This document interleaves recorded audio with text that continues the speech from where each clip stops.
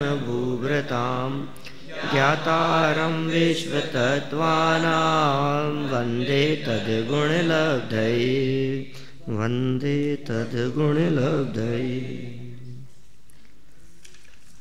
सर्वार्थ सिद्धि नामक यह रचना आचार्य पूज्यपाद द्वारा की गई बहुत प्राचीन टीका है और इसमें 5 प्रकार के ज्ञानों के संदर्भ में हम यहाँ चर्चा कर रहे थे। मति ज्ञान और श्रुत ज्ञान, इसके अतिरिक्त अवधि और मनय पर्यय, इनकी भी अपनी थोड़ी बहुत यहाँ बात हो चुकी थी। कुछ पूछना है आप लोगों को और इनके बारे में? आ जाओ। कुछ भी नहीं है?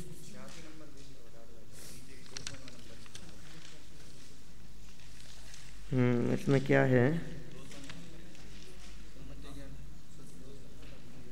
209 मति ज्ञान पूर्वक श्रुति ज्ञान होता है। इस लक्षण में अव्याप्ति दोष आता है, क्योंकि श्रुति ज्ञान पूर्वक भी श्रुति ज्ञान होता है। अव्याप्तिपना तो समझ में आया। एक के अतिरिक्त तो और भी में भी पाया जाए वो लक्षण, वो अतिव्याप्तिपना है।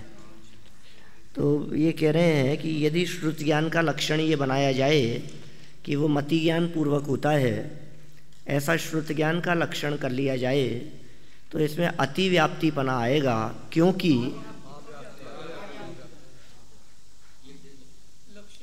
ऐसा भी कह सकते हैं एक देश में व्याप्त हुआ तो मतलब वो श्रुति ज्ञान मति ज्ञान पूर्वक तो होता ही है, ठीक है, और श्रुति ज्ञान पूर्वक भी होता है। ऐसा इन्होंने पीछे कहा था, अपन ने पढ़ा भी था कि श्रुति ज्ञान को श्रुति ज्ञान पूर्वक भी कहा। तो श्रुति ज्ञान पूर्वक भी है, श्रुति ज्ञान मति ज्ञान पूर्वक भी है, लेकिन हमने उसको मात्र मति ज्ञान पूर्वक कहा। तो एक अंश के बारे में बात कही, अव्याप्ति होगी।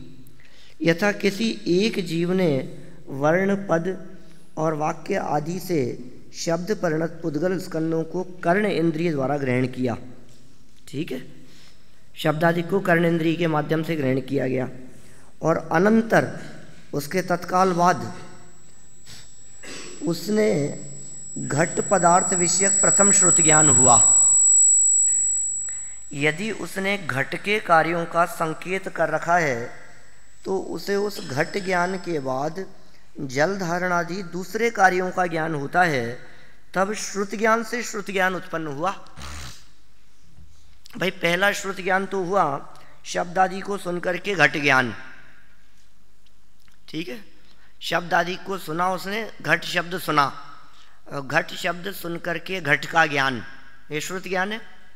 क्योंकि शब्द का स्पर्श मात्र हुआ, शब्दों का कर्णेंद्रिय के माध्यम से सिर्फ जानना हुआ, वो तो मति ज्ञान का काम है।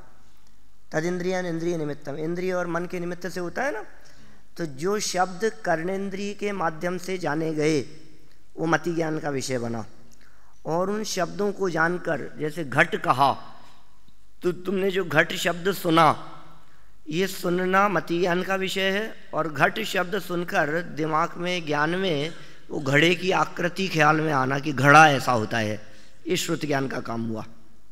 अब इस श्रुति ज्ञान के बाद नेक्स्ट स्टेप, उस घड़े को जानकर इस घड़े में जल धारण करने की शक्ति है।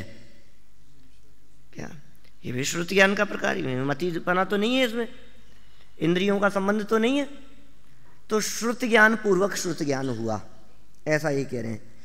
या फिर किसी एक जीव ने चक्षु आदि इंद्रियों के विषय का ग्रहण किया, चक्षु इंद्रिय के विषय का ग्रहण किया, अनंतर उससे धूमादि पदार्थ विषयक प्रथम श्रुति ज्ञान हुआ, धूम विषयक। यदि उसे धूमादि और अग्नि आदि द्रव्य के संबंध का ज्ञान है तो वह धूमादि के निमित्त से अग्नि आदि द्रव्य को जानता है, और तब भी श्रुति ज्ञान से श्रुति ज्ञान उत्पन्न हुआ, ठीक है ना। चक्षु इंद्रिय के माध्यम से धुआं आदि को जाना, चक्षु इंद्रिय से देखा, देखना मात्र हुआ, और देख करके ये जाना कि ये धूम है, ये श्रुति ज्ञान का काम हुआ। चक्षु इंद्रिय का काम, जो पदार्थ बाहर में है वो पदार्थ चक्षु इंद्रिय के माध्यम से देखने में आए, ये मति ज्ञान का काम। दिखे ये मति ज्ञान, और दिख करके ये पहचाना ये स्पर्श है तो ये आँख का विषय बना मति ज्ञान, और इसे पहचाना ये कौन है, ये श्रुति ज्ञान। तो धूम का ज्ञान हुआ ये श्रुति ज्ञान। अब धूम का ज्ञान होने के उपरांत जैसे ही वो अग्नि के साथ में संबंध और ख्याल में आया, धूम देखकर कि जहाँ जहाँ धूम है वहाँ नियम से अग्नि है, वहाँ वहाँ अग्नि, यत्र यत्र धूम है तत्र तत्र वह्नि। तो अब ये जो अग्नि का ज्ञान हुआ ये श्रुत है, ये भी श्रुत ज्ञान है। तो धूम पूर्वक अग्नि का ज्ञान माने श्रुत ज्ञान पूर्वक श्रुत ज्ञान हुआ। इसलिए मति ज्ञान पूर्वक ही श्रुत ज्ञान होता है, यह बात नहीं बनती। यहाँ इन्होंने जो शंका रखी है, जो बात कही है, वो ऐसा कहना चाह रहे हैं कि आपने जो श्रुतम मति पूर्वम शब्द का प्रयोग किया है, ये श्रुत ज्ञान मति ज्ञान पूर्वक ही होता है, ऐसा नहीं है।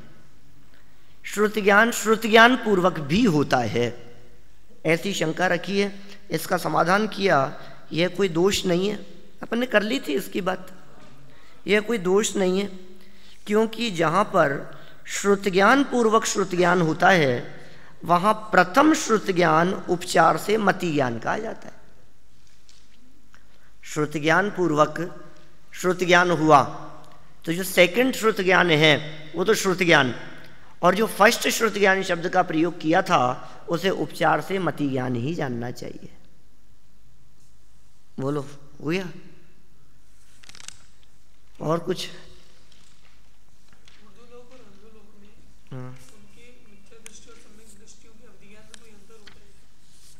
हाँ, क्यों नहीं होता है? हर जीव के अवधि ज्ञान में अंतर है।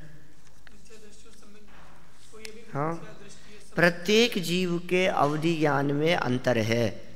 जो भव प्रत्यय अवधिर देवनार का नाम कहा, माने भव प्रत्यय, भव निमित्त से जो अवधि ज्ञान हुआ वो अवधि ज्ञान भी क्षयोपशम निमित्तक भी होता है। ये बात हमने पढ़ी थी पीछे, ठीक है। और उसके पीछे तर्क यही दिया था कि यदि वो क्षयोपशम निमित्तक नहीं होगा तो फिर सभी का अवधि ज्ञान समान मानने का प्रसंग आएगा, ये समस्या होगी। और इस समस्या का निराकरण ये किया कि सबका अवधि ज्ञान चूंकि अलग अलग होता है, इसलिए इससे ये सिद्ध होता है कि वहाँ भव निमित्तक के साथ साथ क्षयोपशम भी साथ में है।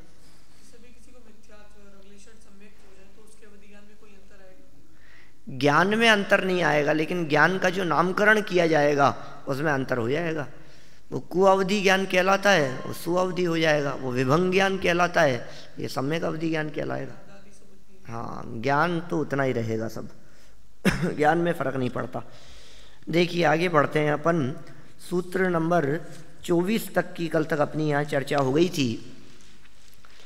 अवधि ज्ञान के बारे में बतलाया, फिर मने पर्याय ज्ञान के बारे में भी बतलाया, ठीक है ना। भव प्रत्यय अवधि ज्ञान कहा, क्षयोपशम निमित्त से अवधि ज्ञान कहा, ऋजु और विपुल मति मने पर्याय ज्ञान कह दिया। ऋजु मति और विपुल मति ज्ञान, इन दोनों के अंतर की भी चर्चा हुई 24वें सूत्र में। विशुद्ध प्रतिपाताभ्याम तद विशेष है, विशुद्धि और अप्रतिपात माने ऋजु और विपुल मति में तो अपन तुरंत समझ में आ जाती है कौन सा में विशुद्धि ज़्यादा होगी और कौन सा मने पर्याय ज्ञान अप्रतिपाती होगा। एक ऋजुमति है, एक विपुलमति है। तो ऋजुमति मने पर्याय ज्ञान अल्प है, अल्प विशुद्धि वाला है और गिर सकता है, और विपुलमति मने पर्याय ज्ञान अधिक विशुद्धि वालों के होता है और वो नियम से केवल ज्ञान में बदलेगा, माने वो गिरेगा नहीं। प्रतिपात माने गिरना, अप्रतिपात माने नहीं गिरना। अब ये इतना कहने के बाद मानो शिष्य ने शंका की हो कि आपने ऋजुमति और विपुलमति में तो अंतर बता दिया, अवधि और मने पर्याय में तो बताओ, हमें तो अभी अवधि और मने पर्याय ज्ञान का अंतर ही नहीं मालूम। तो फिर ये 25वां सूत्र दिया, विशुद्धि क्षेत्र स्वामी विषयेभ्योवधि मनः पर्ययोः। विशुद्धि क्षेत्र स्वामी विषयेभ्योवधि मनः पर्ययोः। देखो, अवधि मनः पर्ययोः, अवधि और मने पर्याय में क्या कि विशुद्धि, क्षेत्र, स्वामी और विषय, इन 4 अपेक्षाओं से अंतर है। अब ये सूत्र यदि आपको याद है तो अवधि और मने पर्याय ज्ञान में अंतर आप बता सकते हैं। कोई ज़रूरी नहीं है आपसे एग्जाम में सूत्र लिख करके पूछा जाए, आपसे परिस्थितियां भी पूछी जा सकती है। आपसे ये भी पूछा जा सकता है कि ये किसके होता है, ऐसा क्या होता है, समझ में आ रही है। भव प्रत्यय नाम का अवधि ज्ञान किनके होता है, ये प्रश्न कर लिया तो जवाब होगा देवों और नारकियों के। कभी ऐसा प्रश्न कर लिया देवों और नारकियों के कौन सा अवधि ज्ञान होता है, तो फिर जवाब होगा भव प्रत्यय नाम का अवधि ज्ञान। ठीक है। मनुष्यों और तिर्यंचों के क्या अवधि ज्ञान संभव है, और यदि हो सकता है तो कौन सा, तो फिर क्षयोपशम निमित्त है षड विकल्प है शेषाणाम, क्षयोपशम के निमित्त से होने वाला। इसी तरह से अंतर पूछे आपसे अवधि और मने पर्याय ज्ञान में अंतर, तो विशुद्धि, क्षेत्र, स्वामी और विषय। ठीक है। देखिए विशुद्धि की अपेक्षा से अंतर करो दोनों में, बोलो, अपन बोल सकते हैं इधर बिना देखे। अवधि और मने पर्याय में विशुद्धि किसके ज्यादा होगी, निश्चित मने पर्याय ज्ञान में है। क्षेत्र की अपेक्षा से किसका क्षेत्र ज्यादा होगा, मने पर्याय। ऐसा नहीं है क्योंकि मने पर्याय ज्ञान जो है ये मनुष्यों में होता है, भावलिंगी संतों के होता है, 6वें 7वें गुणस्थान वाले मुनिराजों के होता है। ये स्वामी जब इन्होंने कहा ना आगे विशुद्धि, क्षेत्र, स्वामी, तो इसके स्वामी कौन होते हैं, मने पर्याय ज्ञान के स्वामी। तो मने पर्याय ज्ञान के स्वामी मुनिराज होते हैं, भावलिंगी संत होते हैं, 6वें 7वें गुणस्थान वाले होते हैं, रिद्धिधारी होते हैं। रिद्धिधारियों में भी मने पर्याय ज्ञान रिद्धि के धारी ही होंगे जिनके मने पर्याय ज्ञान होगा। और अवधि ज्ञान के स्वामी 4 गतियों में होते हैं। अब क्षेत्र की अपेक्षा से बात करो तो पीछे ऐसा कहा कि ये जो बात है इन मने पर्याय ज्ञानियों की, दूसरे के मन की बात को जानने वाली, इनका क्षेत्र मैक्सिमम 2.5 द्वीप हो सकता है, मनुष्य लोक हो सकता है। जबकि सर्वावधि परमावधि वालों का जो ज्ञान है वो संपूर्ण लोक को भी विषय कर सकता है। तो अवधि ज्ञान का क्षेत्र ज्यादा है और मने पर्याय ज्ञान का क्षेत्र 2.5 द्वीप है। स्वामी हो गया। अब विषय की अपेक्षा से अंतर करो तो विषय की अपेक्षा से तो अंतर आगे बतलाने वाले हैं। रूपेश्व वधे तदनंत भाग्य मने पर्याय से आगामी सूत्र में बात बतलाने वाले। हो गया ये 25 नंबर का सूत्र। विशुद्धि, क्षेत्र, स्वामी, विषयेभ्यो वधि मनः पर्ययो हो। बोलो ठीक है। तो अभी ये बात हो गई कि अवधि ज्ञान 4 गतियों में संभव है और मने पर्याय ज्ञान सब में संभव नहीं है। अब ये जो अंत में जो विषय शब्द दिया है, इस विषय शब्द को संबंध करते हुए आगामी 26 नंबर का सूत्र दिया, जहाँ से इन 5 ज्ञानों के विषय की चर्चा प्रारंभ की। तो 26 नंबर सूत्र में कहा मति श्रुतियोर निबंधो द्रव्येष्व सर्व पर्यायेषु। मति श्रुतियोर निबंधो द्रव्येष्व सर्व पर्यायेषु। मति श्रुतियोर निबंधो द्रव्येष्व सर्व पर्यायेषु। मति श्रुत इनका निबंध माने संबंध, जोड़ रूप, इनका जुड़ान, वो क्या है? मति और श्रुत का संबंध द्रव्येषु। द्रव्येषु जो सप्तमी बहुवचन दिया है, इससे प्रतीत होता है कि एक द्रव्य के संबंध की बात नहीं है, अपितु 6 द्रव्यों का, सर्व द्रव्यों का संबंध होता है मति ज्ञान और श्रुति ज्ञान के द्वारा। माने मति ज्ञान और श्रुति ज्ञान इनका संबंध 6 द्रव्यों के साथ में है। माने मति ज्ञान और श्रुति ज्ञान के माध्यम से 6 द्रव्य जाने जा सकते हैं। द्रव्येषु, फिर कहा असर्व पर्यायेषु। क्या? द्रव्येषु वमु वर्ण है, सूत्र है ना एक, कातंत्र व्याकरण का सूत्र है, वमु वर्ण है। इको यणची सूत्र लगता है शायद आपके, तो उस एक इको यणची सूत्र के लिए 4 सूत्र दिए कातंत्र व्याकरण में आचार्य शर्म वर्म ने। इवर्णो यम सवर्णे नैचे परोलोप्य है, वमु वर्ण है, अलग अलग सूत्र दिए उसके लिए। तो द्रव्येषु असर्व पर्यायेषु, ठीक है, द्रव्यों में, लेकिन सर्व पर्यायों में नहीं, कुछ पर्यायों में मति ज्ञान और श्रुति ज्ञान की प्रवृत्ति होती है। इस तरह से ये सूत्र का अर्थ है। कुछ शंकाएं बीच में उठाई है जो हमारे को भी लग रही होगी इस तरह की। पहली तो एक बहुत महत्वपूर्ण शंका है कि ये विषय जो आपने यहाँ जोड़ दिया है, इसमें विषय शब्द देना चाहिए था सूत्र में। मति ज्ञान और श्रुति ज्ञान का विषय संबंध छयों द्रव्यों की कुछ पर्यायों में होता है, ये आप अर्थ कर रहे हो इसका। तो यहां सूत्र में विषय शब्द तो आया ही नहीं है।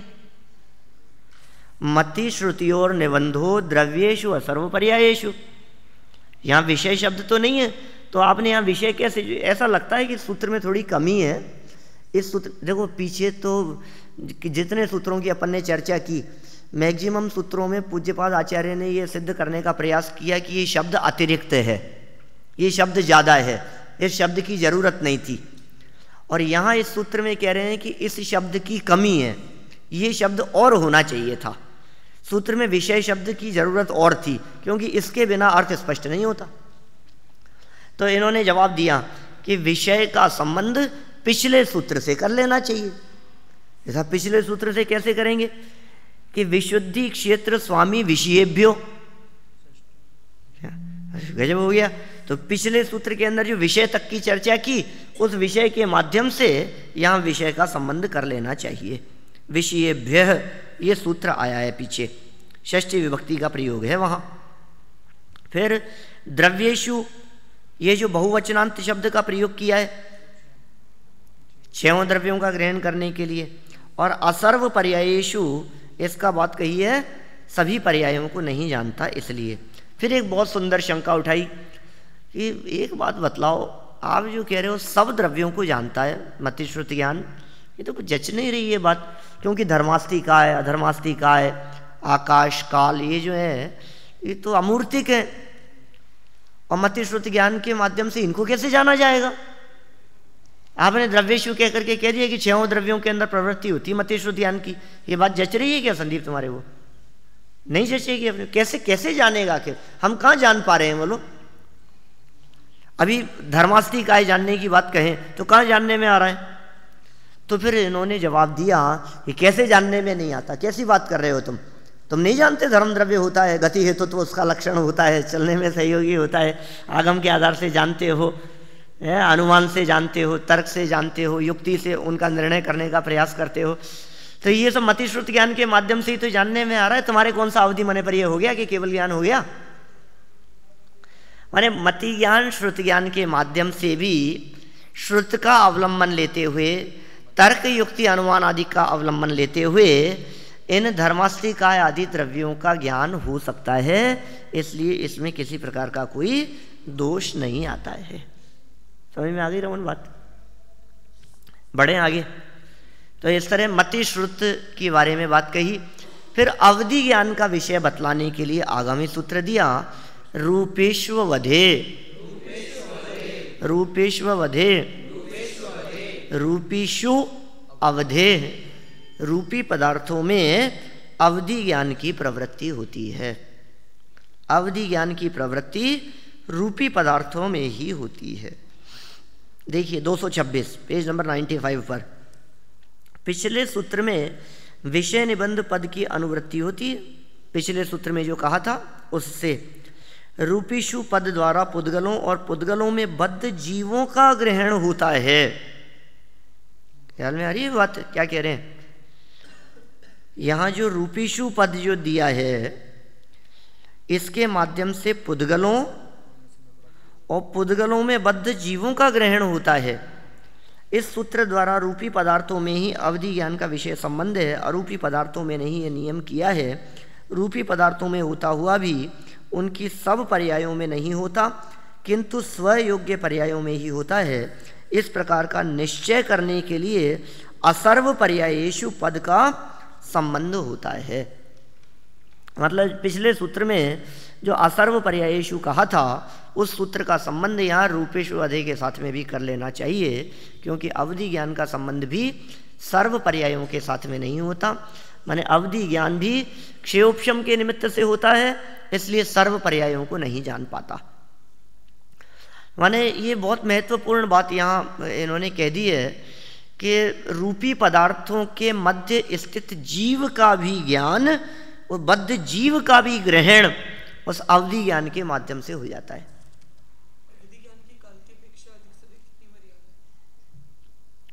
बहुत काल को जान सकता है अवधि ज्ञान। अब ये तो उल्लेख आएगा इसमें, कहीं तो पढ़ लेना, देख लेना, कहीं ख्याल में नहीं है ऐसा स्पष्ट तो, लेकिन बहुत लंबे काल को भी माने संख्यात असंख्यात भवों को भी वो जान सकता है, इतना भी है। माने बहुत अधिक है उसका भी काल, बहुत लंबे काल को भी वो जान सके। सर्वावधि और परमावधि ज्ञान वाले जो हैं उनके तो अवधि ज्ञान की सीमा बहुत ज़्यादा है, संपूर्ण लोक को जान सके, बहुत पर्यायों को जान सके। देखो ये हो गया सूत्र, अब इसमें कोई और बात रही नहीं। ये जो जीव जो बद्ध की जो बात कही है बहुत इम्पोर्टेंट बात है। माने अकेला पुद्गल को जाने, तो अकेले पुद्गल को कैसे जान पाएगा, क्योंकि फिर आगे और चर्चा की है तदनंत भागे मने पर्याय से। आगे जो मने पर्याय ज्ञान के लिए जो सूत्र दिया 28 नंबर का सूत्र, तत् अनंत भागे मने पर्याय से, कि मने पर्याय ज्ञान की प्रवृत्ति उसके अनंतवें भाग में होती है। अब क्या मतलब हुआ, तो इसका अर्थ लोग इस प्रकार का करते हैं कि रूपी पदार्थ जो है उनको जानना तो अवधि ज्ञान का विषय है, और उसके अनंतवें भाग माने रूपी के अनंतवें भाग में और अधिक सूक्ष्म को जाने वो मने पर्याय ज्ञान का विषय, जबकि ऐसा अर्थ नहीं है। इस संबंध में हमने दादा से बहुत पहले, कोई 8-10 साल पहले चर्चा की थी, तो दादा ने कहा तुम्हें ऐसा विकल्प क्यों आता है इस प्रकार का, ऐसा क्यों समझते हो तुम कि अकेले पुद्गल में ही लागू होगा वो। कोई व्यक्ति यदि मन के संबंध से जान रहा है तो उसके मन में जो विकल्प चल रहे हैं उनको जानेगा ना, तो मन के विकल्प रूपी है, बस उसको जान रहा है। अब ऐसा थोड़ी ना कि वो पुद्गल के बारे में चिंतन करेगा तो उसको जानेंगे, और जीव के बारे में चिंतन करेगा, आत्मा के बारे में चिंतन कर रहा होगा तो नहीं जानने में आएगा। तो हमें बतलाओ, दुनिया में कोई व्यक्ति ऐसा होता है जो अकेले शुद्ध पुद्गल के बारे में चिंतन करता हो? क्या विषय बन पाएगा फिर मने पर्याय ज्ञान का? दुनिया में कोई शुद्ध पुद्गल के बारे में चिंतन करता ही नहीं है। जो भी चिंतन करते हैं हम किसी व्यक्ति के बारे में, किसी जगह के बारे में, घटना के बारे में, परिस्थिति, तो उसमें जीव तो उसमें गर्भित होगा ही।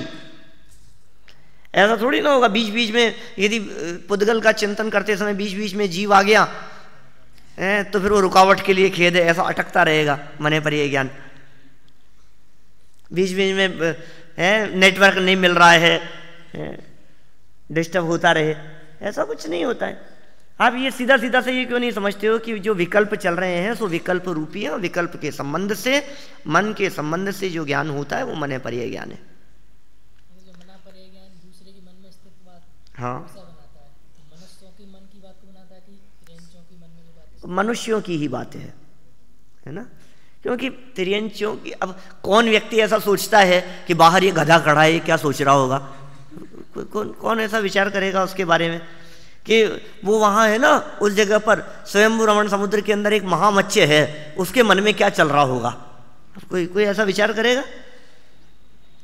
मनुष्यों के बारे में ही इस प्रकार का विचार किया जाता है, इसलिए 2.5 द्वीप की ही इसकी सीमा कही गई है मने पर्याय ज्ञान की।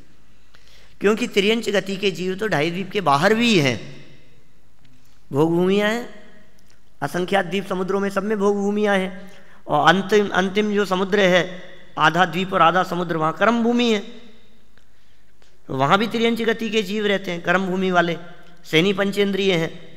लेकिन उन तिर्यंचों के मन की बात को नहीं जान सकता, इसलिए इस मने पर्याय ज्ञान की सीमा 2.5 द्वीप बतलाई गई है।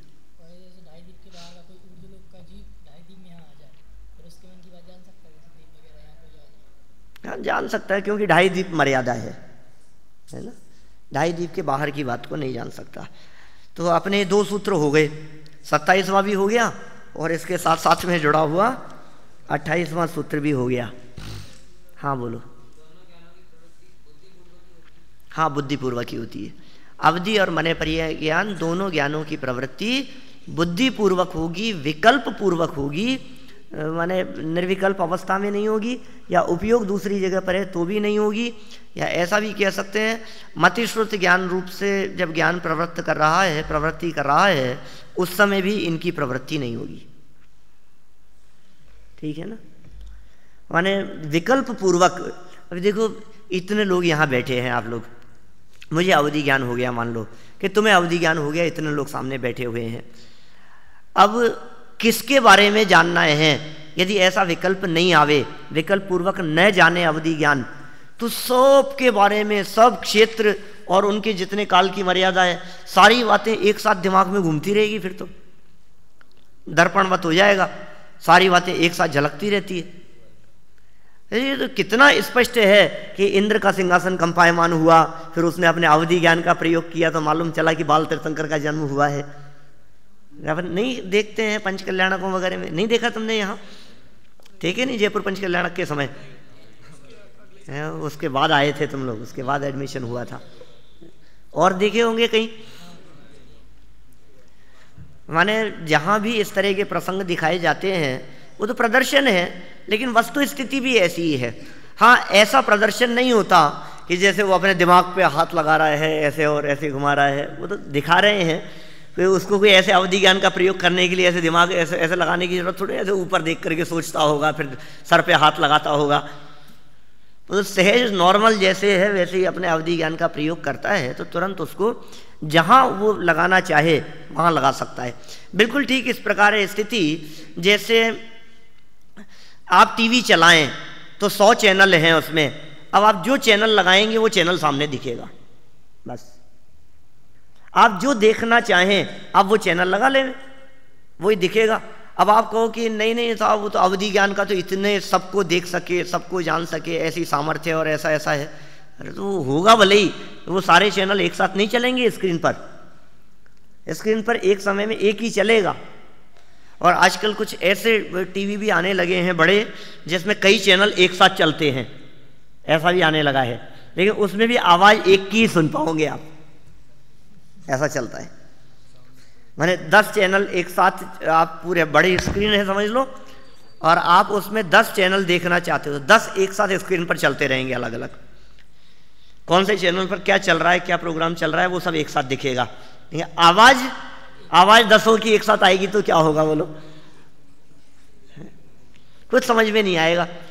यहाँ नहीं होता है ऐसा कि अभी आप लोग कुछ बोलने लगो, कोई प्रश्न करने लगो और सब एक साथ बोलने लगो, भैया एक एक बोलो, कुछ समझ में नहीं आ रहा कौन क्या कह रहा है। ऐसी प्रवृत्ति अवधि मने पर ज्ञान की होती है। आगे, सर्वद्रव्य पर्यायेषु केवलस्य, सर्वद्रव्य पर्यायेषु केवलस्य, सर्वद्रव्य पर्यायेषु केवलस्य, याद होगा आप लोगों को, क्रमबद्ध पर्याय में भी पढ़ा अपन ने, अभी है, पहले भी सुना है आपने। सब द्रव्यों में, सब पर्यायों में केवल ज्ञान की प्रवृत्ति होती है। माने संपूर्ण लोकालोक के पदार्थ तीनों कालों सहित केवल ज्ञान का विषय बनते हैं। सर्वद्रव्य और सर्व पर्यायेषु, सर्वद्रव्य जो सर्व शब्द का प्रयोग किया है, ये सर्व पर्यायों के साथ में भी लगाना चाहिए। तो सर्वद्रव्य और सर्व पर्यायेषु, सर्वद्रव्येषु सर्व पर्यायेषु केवलस्य, ये केवल ज्ञान का विषय है। ये केवल ज्ञान का अपरिमित महात्म्य है, और जो इस स्वरूप को गहराई से देखता जानता है उसके उपयोग में क्रमबद्ध पर्याय बिल्कुल स्पष्ट रूप से ख्याल में आती है। माने जिसके चित्त में अभी क्रमबद्ध पर्याय नहीं समझ में आ रही, इसका मतलब उसे सर्वद्रव्य पर्यायेषु ये सूत्र और इस सूत्र में के द्वारा की गई जितनी टीकाएं हैं, चाहे वो अकलंक देव की हो, चाहे विद्यानंदी आचार्य की हो, चाहे पूज्यपाद आचार्य की हो, चाहे रामजी भाई की हो, चाहे दादा की टीका हो, जितनी टीकाएं वर्तमान में उपलब्ध हैं, तत्वार सूत्र के किसी भी टीकाकार के द्वारा की गई इस सूत्र की टीका को गहराई से देखो, पढ़ो, समझो, समझने का प्रयास करो, तो आपको समझ में आएगा कि तीनों कालों में होने वाली सर्व पर्यायें निश्चित है, व्यवस्थित है, उनमें फेरफार करने की कहीं कोई गुंजाइश नहीं है। वास्तव में दुनिया तो व्यवस्थित है, जरूरत है हमें अपनी मति व्यवस्थित करने की, है ना। ये चर्चा अपन अभी इसके बाद में 3 घंटे बाद में 11 बजे वाली क्लास में पढ़ेंगे, मति व्यवस्थित करने की चर्चा। चलो ये सूत्र भी हो गया। अब ये कहते हैं कि साहब ये जो इतने जो आपने बातें कही है, इतने जो ज्ञान भी बतला दिए, इनमें से हमारे कितने ज्ञान हो सकते हैं कि एक जीव के मैक्सिमम कितने ज्ञान हो सकते हैं? क्या 5 ज्ञान एक जीव के हो सकते हैं? क्या ये बात संभव है? हाँ, 5 नहीं हो सकते, ठीक है ना। एक समय में एक साथ एक जीव के कितने ज्ञान हो सकते हैं, है ना। तो कहा एकादीनी भाज्यानि युगपदे कस्मिन्ना चतुर्भ्यः, एकादीनी भाज्यानि युगपदे कस्मिन्ना चतुर्भ्यः। एक आदिनी, एक से शुरू करके, एक आदिनी, आदि में एक से शुरू करो आप, भाज्यानि विभाजित करते हुए, भाज्यानि उसका विभाग करना चाहिए एक से, माने 1 भी, 2 भी, 3 भी, 4 भी, 5 भी, 6 भी, 7 भी, कि नहीं, युगपद एकस्मिन्ना चतुर्भ्यः, 4 तक। किसी एक जीव के, किसी एक आत्मा में एक साथ 1 से लेकर 4 ज्ञान तक भजना से होता है, भजना चाहिए, विभाजित करने चाहिए। माने किसी जीव के 1 ज्ञान संभव है, किसी जीव के 2 ज्ञान संभव है, किसी आत्मा में 3 ज्ञान संभव है, और किसी आत्मा में 4 ज्ञान संभव है। 5 नहीं हो सकते एक साथ किसी के भी। तो एक होगा तो कौन सा होगा?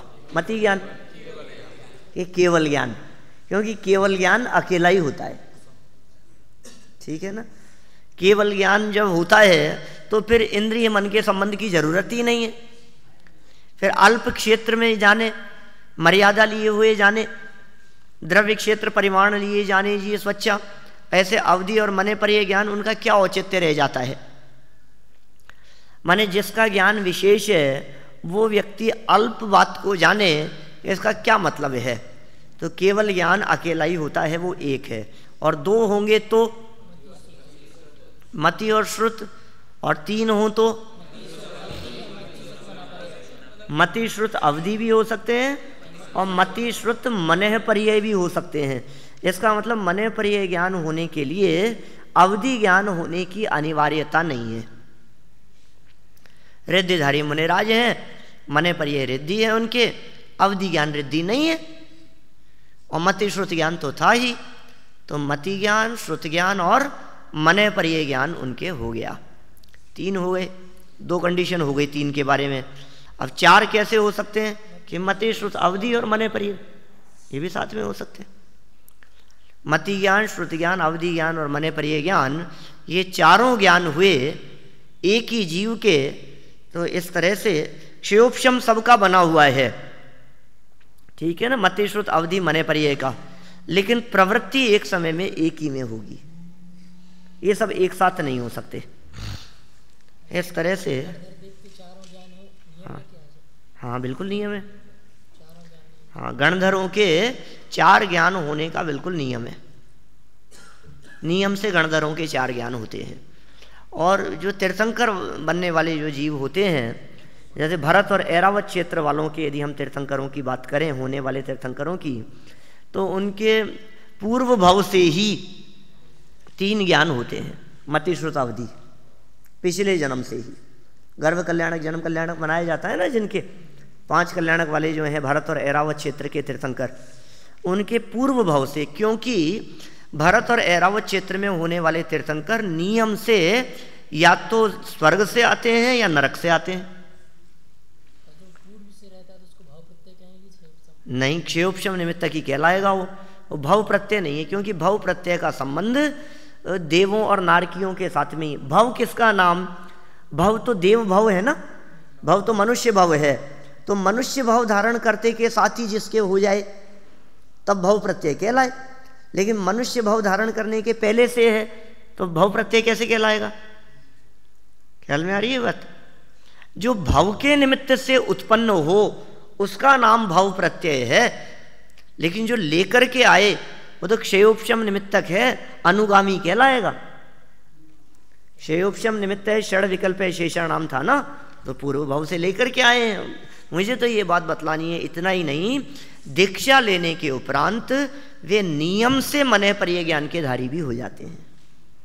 ऐसा समस्त गणधर तो 4 ज्ञान के धारी होते ही हैं, लेकिन तीर्थंकर परमात्मा भी जैसे ही दीक्षा ली, दीक्षा लेते ही मने परिय ज्ञान भी हो जाता है। प्रयोग नहीं करते, प्रयोग करने की क्या जरूरत है, बोलते ही नहीं है। किसके मन में झांक करके देखें, और उन्हें जरूरत क्या है किसी दूसरे के मन में झांकने की, और कौन सी बहुत अच्छी चीज मिलेगी दूसरे के मन में? राग द्वेष कषाय पाप, यही तो मिलेगा। विषय कषाय का चिंतन ही तो दूसरे पापी जीवों के मन में चलता रहता है। इन सब बातों को जानने का विकल्प भी क्यों आए? ये तो ज्ञान की ऐसी सामर्थ्य है जिसके माध्यम से मन की बात भी जान सके। 30 सूत्र हो गए। 31 नंबर देखिए। मति श्रुतावधयो विपर्ययश्च, मति श्रुतावधयो विपर्ययश्च। मति, श्रुत और अवधि ये क्या है? विपर्यय, विपरीत भी हो सकते हैं। च लगाया है आगे, विपर्ययश्च। इसमें शंका उठाई इस प्रकार की कि ये च का प्रयोग क्यों किया गया? कि च शब्द समुच्चय के अर्थ में है, और समुच्चय किसका अर्थ कर सकते हैं कि ये विपरीत भी होते हैं और समीचीन भी होते हैं, इसलिए च का प्रयोग किया। मैं कहता हूँ यदि आप सर्वार्थ सिद्धि न पढ़े हों और सर्वार्थ सिद्धि के इन सूत्रों का आपको विशेष ज्ञान न हो, आप समाज में पूछ करके देखना मति श्रुतावधेयो विपर्ययश्च इसका क्या अर्थ होता है। अच्छे अच्छे तत्वार्थ सूत्र के ज्ञाता यही अर्थ करेंगे कि मति ज्ञान, श्रुति ज्ञान और अवधि ज्ञान विपरीत भी होते हैं, सम्यक भी होते हैं, ये अर्थ नहीं निकालेंगे उसमें से। जबकि यहाँ जो च जो प्रयोग किया है, मति श्रुतावधेयो विपर्य, विपर्य ऐसा शब्द का प्रयोग करते, च का प्रयोग क्यों किया? च कह के क्या कहना चाहते हैं कि ये च का प्रयोग इसलिए किया है कि मति, श्रुत और अवधि सम्यक भी होते हैं, समीचीन भी होते हैं, और विपर्य माने विपरीत भी होते हैं, ऐसा संबंध कराने के लिए। चलिए, तो साहब ये शंका हुई फिर आगे नई कि ये विपरीत कैसे हो जाते हैं, इसका क्या कारण है? अवधि ज्ञान भी उल्टा भी हो जाता है। मति श्रुत तो चलो कोई बात नहीं, समझ में आ जाए बात, लेकिन अवधि ज्ञान होकर के भी क्या उल्टा जानता होगा, कैसे उल्टा होता होगा? तो फिर उन्होंने आगे सूत्र दिया, सद सतोर विशेषाद्य दृश्योपलब्धेर उन्मत्तवत्।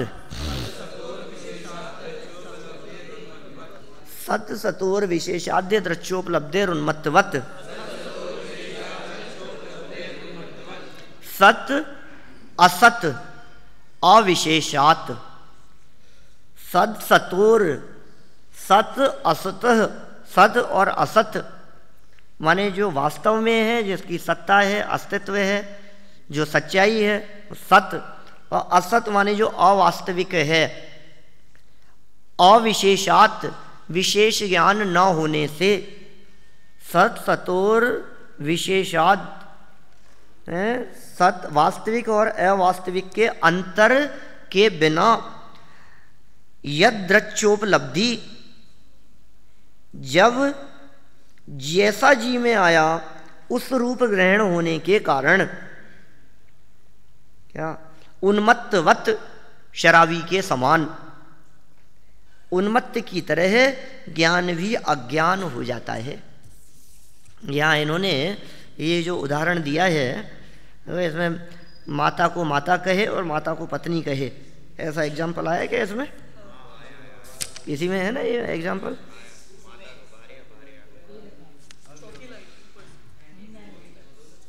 (236) में। और ये जो एग्जाम्पल है ये टोडरमल जी का एग्जाम्पल कहते हैं लोग, लेकिन टोडरमल जी ने एग्जाम्पल यहाँ से लिया है पूज्यपाद आचार्य से, कि जैसे शराबी को शराब के नशे में सत और असत का ज्ञान नहीं होता और वो कुछ का कुछ कहता है, ठीक इसी प्रकार मति, श्रुत और अवधि की प्रवृत्ति भी मिथ्या दर्शन के साथ में होने से उन्मत्तवत, शराबी के समान ऐसी विपरीत भी हो जाती है। और फिर इसमें इन्होंने ये 3 प्रकार के मिथ्या की चर्चा की, कारण विपर्यास, भेदाभेद विपर्यास और स्वरूप विपर्यास। तो कारण के संदर्भ में विपरीतता, भेदाभेद के संदर्भ में विपरीतता और स्वरूप के संदर्भ में विपरीतता, इन सब की चर्चा भी यहाँ बहुत शॉर्ट में, मतलब तो एक छोटे छोटे से एग्जाम्पल दे करके किए, बहुत सरल शब्दों में। फिर इसके बाद में एक और अंतिम सूत्र है 33 नंबर का सूत्र, जिस सूत्र में 7 प्रकार के नयों की चर्चा की है। तत्वार सूत्र के नए प्रसिद्ध हैं, इस अध्याय का अंतिम सूत्र है। नैगम संग्रह व्यवहार अर्जु सूत्र शब्द समभिरूढ़ एवं भूता नयः।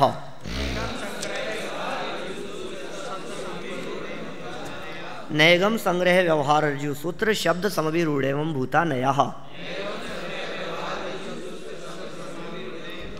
नैगम संग्रह व्यवहार अर्जु सूत्र शब्द समभिरूढ़ एवं भूता नयः। 7 नाम याद हो जाने चाहिए, हो गए होंगे। नैगम नय, संग्रह नय, व्यवहार नय, ऋजु सूत्र नय, शब्द नय, समभिरूढ़ नय और एवं भूत नय। बहुत न्याय की शैली में इन सब की विवेचना की है यहाँ पूज्यपाद स्वामी ने। और यदि इसको पढ़ें यहाँ से तो जटिलता भी बहुत होती है, क्योंकि इसमें जो एग्जाम्पल दिए हैं वो एग्जाम्पल वो उस जमाने के हैं जिस जमाने की ये टीका है ना। वैसे उसकी व्याख्या करते समय, उसका अनुवाद करते समय, विशेषार्थ लिखते समय बहुत खुला है। इस सूत्र को विशेष रूप से तो आप लोग समझ पाएंगे जब आप सेकेंड ईयर फाइनल में नए चक्र पढ़ेंगे।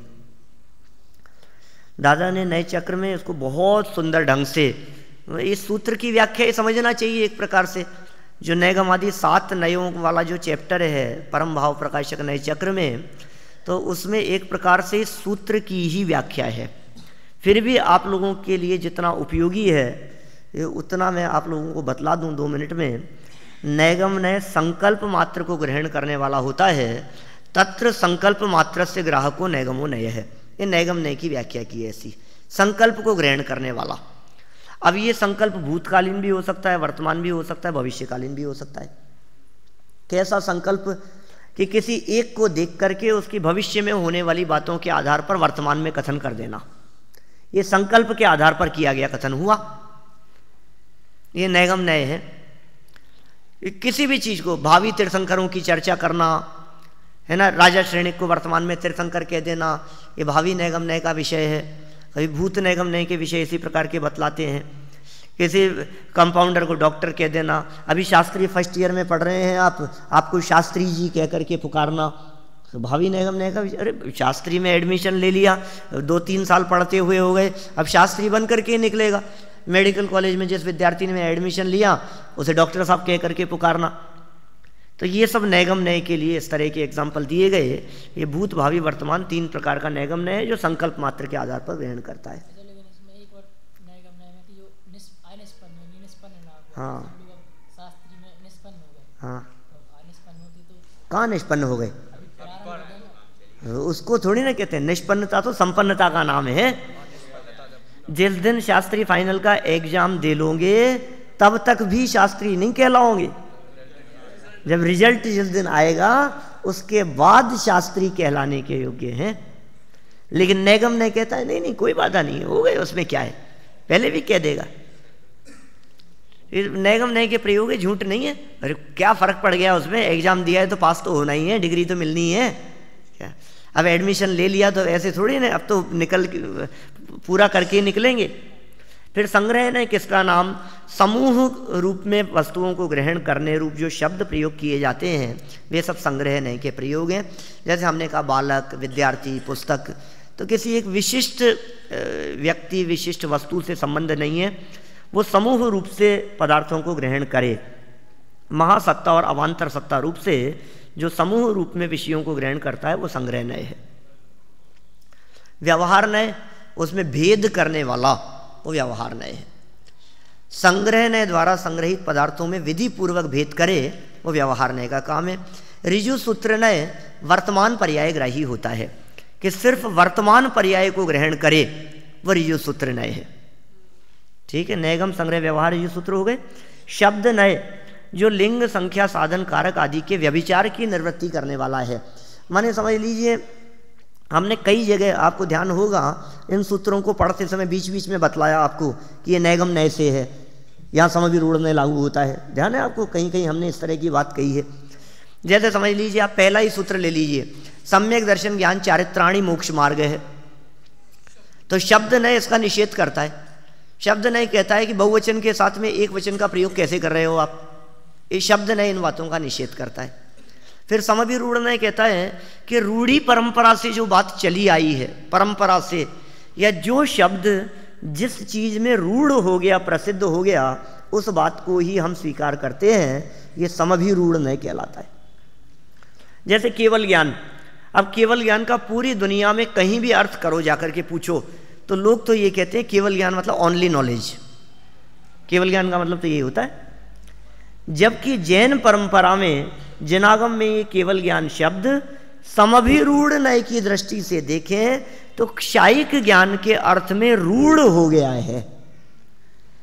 माने जब भी प्रवचन में, सभा में, शास्त्र में कहीं भी हम केवल ज्ञान शब्द सुने तो उसका अर्थ ओनली नॉलेज न करके ये रूढ़ हो गया है क्षायिक ज्ञान के अर्थ में, वो अर्थ समझना उसका, ये समभिरूढ़ नय का प्रयोग है। और ऐसे ही अंतिम है एवं भूत, जो वस्तु जिस समय जिस पर्याय रूप से परिणमित हो रही हो उसे उस रूप से कहना, बोलना, जानना, ये सब एवं भूत नय का कार्य है। इस तरह से ये 7 प्रकार के नय हैं जिनकी चर्चा अपनी यहाँ हुई। इति तत्वार्थादिगमे मोक्ष शास्त्रे प्रथमोध्याय है। ये अपना पहला अध्याय यहाँ पूर्ण हो गया। शेष के बारे में जैसी सूचना होगी आपके लिए तदनुसार अपनी क्लास यहाँ चलेगी। अभी की बात को विराम देते हैं। कुछ एक आध शंका किसी की दिखाई दे रही है, उठ के पूछ लेना, प्रवचन का टाइम हो गया है ना। चलो महावीर भगवान की